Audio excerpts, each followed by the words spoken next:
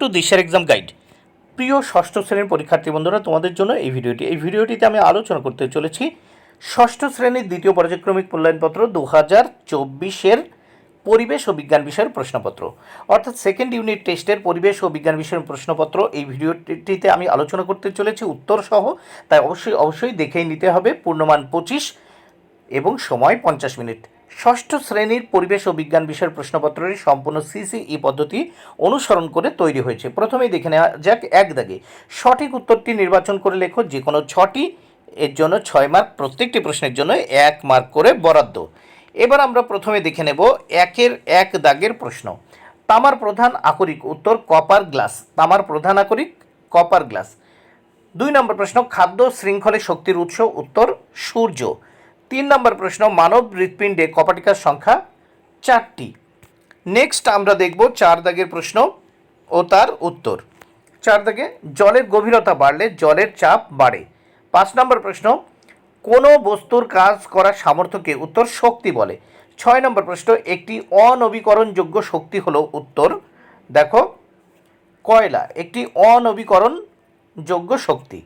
এবং 7 নম্বর, এসআইতে চাপের একক হলো পাস্কাল। এসআইতে চাপের একক হলো পাস্কাল, অপশান বি।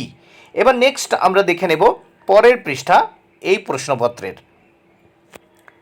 2 দাগে বাম স্তম্ভ ও ডান স্তম্ভ মিলাও, এর জন্য রয়েছে 4 মার্ক। প্রত্যেকটি দেখো স্তম্ভের 4টি অংশ, প্রত্যেকটি অংশের জন্য 1 মার্ক করে বরাদ্দ, মোট 4 মার্ক।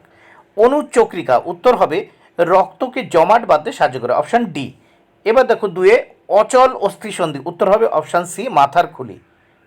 ফসিল পাওয়া যায়, উত্তর হবে দেখো পাললিক শিলা, অপশান এ। 4 ব্রোঞ্জ, উত্তর হবে সংকর ধাতু। এবার নেক্সট আমরা দেখব 3 দাগে শূন্যস্থান পূরণ করো। দেখো 3 দাগে কি বলেছে, শূন্যস্থান পূরণ করো, এর জন্য 4 মার্ক। 4টি প্রশ্নের উত্তর করতে হবে, প্রত্যেকটি প্রশ্নের জন্য 1 মার্ক করে বরাদ্দ। প্রথম 3-এর 1, উদ্ভিদের বৃদ্ধি পরিমাপ করা হয় অক্সানোমিটার যন্ত্রের সাহায্যে। 2 নম্বর প্রশ্ন, প্রাকৃতিক গ্যাসের প্রধান উপাদান, উত্তর মিথেন। 3 নম্বর প্রশ্ন, মানুষের হৃৎপিণ্ডের হৃদস্পন্দন মিনিটে 72 বার হয়। 4 নম্বর প্রশ্ন, রক্তের জলীয় অংশকে রক্তরস বা প্লাজমা বলে। নেক্সট আমরা দেখব 4 দাগের প্রশ্নগুলো।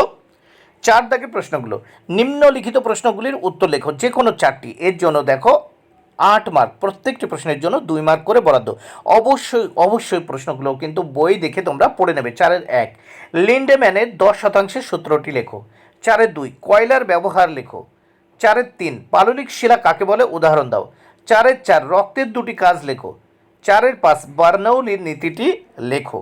5 দাগে যে কোনো একটি প্রশ্নের উত্তর লেখো, এর জন্য 3 মার্ক বরাদ্দ।